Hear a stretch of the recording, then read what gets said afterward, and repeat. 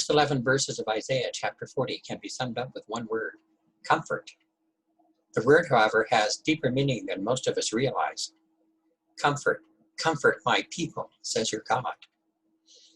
Speak tenderly to Jerusalem and proclaim to her that her hard service has been completed, that her sin has been paid for, that she has received from the Lord's hand double for all her sins. The chapters before this one warn of a coming calamity of their own making, when they will be defeated and carried off into exile in Babylon. These words now seem to transport the reader some 50 years into the future, to a time when the exile at last is over. There is even some doubt that these words were spoken on earth. This scene in the divine play may well have been taking place in heaven. This is the Lord of heaven and earth speaking to the angels in the heavenly court, telling them that the time and enough has passed. Now it is time for judgment to end and mercy to begin. They have done their time, their hard service. Now God will return with them to Jerusalem. In the wilderness, prepare the way for the Lord. Make straight in the desert a highway for our God. Every valley shall be raised up, every mountain and hill made low. The rough ground shall become level, and the rugged places a plain. And the glory of the Lord will be revealed, and all people will see it together.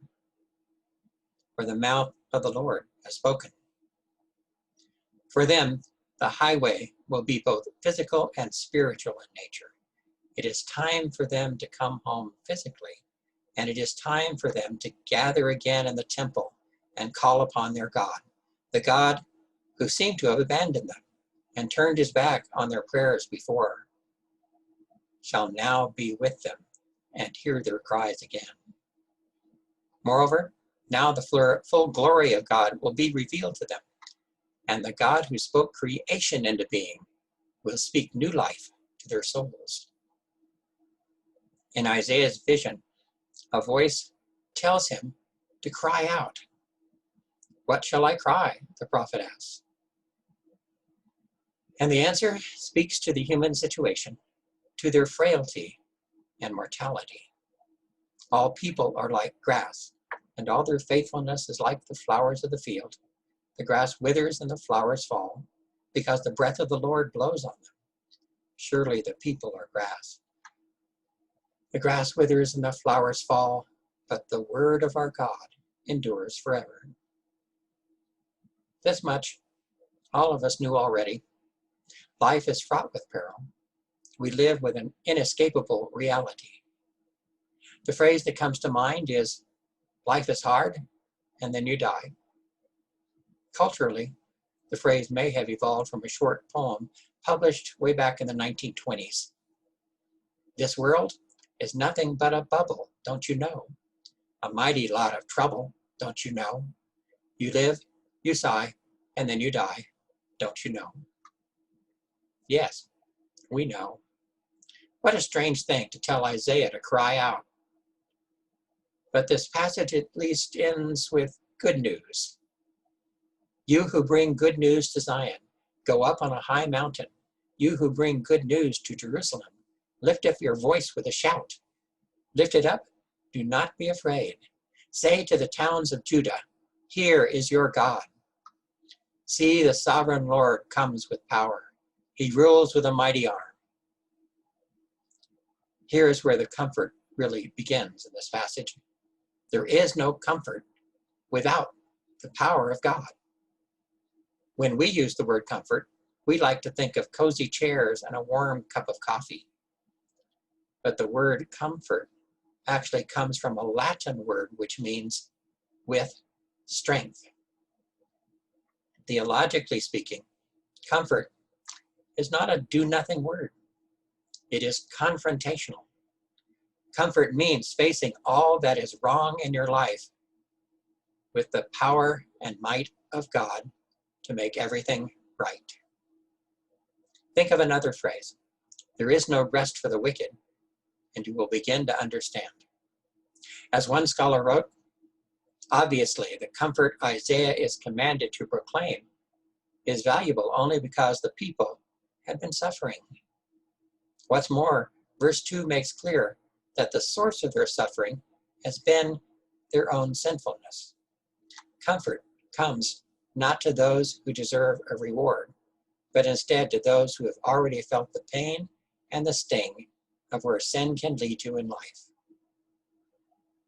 The salvation of God begins in the wilderness of sin. There the highway is created, and the glory of the Lord is revealed. When, in the midst of our trouble and helplessness, we come to God just as we are, we will find comfort. Because our God will come with power, and the rough ground shall become level, and the rugged places a plain. Right now, all of us have a better understanding of just how frail and powerless we really are. If ever we needed our God to come with might and set things right, it surely is now. The season of Advent is about getting ready for God to come with might into our lives and into our world. God is ready to comfort his people. It will surely happen when we let God in. See, his reward is with him, and his recompense accompanies him. He tends his flock like a shepherd. He gathers the lambs in his arms and carries them close to his heart. He gently leads those that have young. There is so much here in these verses that begs us to remember the story of Jesus. In these last words, we see the good shepherd who gathers the lambs in his arms and carries them close to his heart. We also see our God come with might to confront our sinfulness and to bring comfort to our souls. The good news that the apostles shared with the world was that our time of exile was now over and the glory of the Lord has been revealed. The comfort God offers us all is the power of God to redeem us and to make all that is wrong in our lives right once again. It is a powerful vision for all of us as individuals and for the world we live in. It was Calvin, a medieval theologian, who said, "To the gospel it belongs to comfort those who are distressed and cast down." This is also the reason why it is called the gospel, that is, good news. God has been appeased in such a manner that, having pardoned and forgiven their sins, he is ready to enter again into a state of favor with his people. Like the exiles of Babylon, we are promised God's comfort now with a simple prayer: Lord, come into my life. God can enter into our heart and our lives with might and make all things right. Little known story. When Martin Luther King gave his famous "I have a dream" speech, those words were not part of his written speech. Mahalia Jackson was standing on the stage near him, and as he was speaking, she called out to him saying, "Tell them about the dream, Martin." And she repeated it, saying, "Tell them about the dream, Doctor." Then those words, not on the written page, just rolled out from him. "Though we face the difficulties of today and tomorrow," he said, "I still have a dream. It is a dream deeply rooted in the American dream. I have a dream that one day this nation will rise up and live out the true meaning of its creed. We hold these truths to be self-evident, that all men are created equal." And then he added the words so reminiscent of Isaiah, "I have a dream that one day every valley shall be exalted, and every hill and mountain shall be made low. The rough places will be made plain, and the crooked places will be made straight. And the glory of the Lord shall be revealed, and all flesh shall see it together." This is our hope, and this is the faith that I go back to the South with, so he told them that day. With this faith, we will be able to hew out of the mountain of despair a stone of hope. His words brought comfort to millions in the very best sense of the word. He assured the exiles that the day was coming when God would come with might to make all things right. Amen. O come, Emmanuel. Be safe, and God bless you.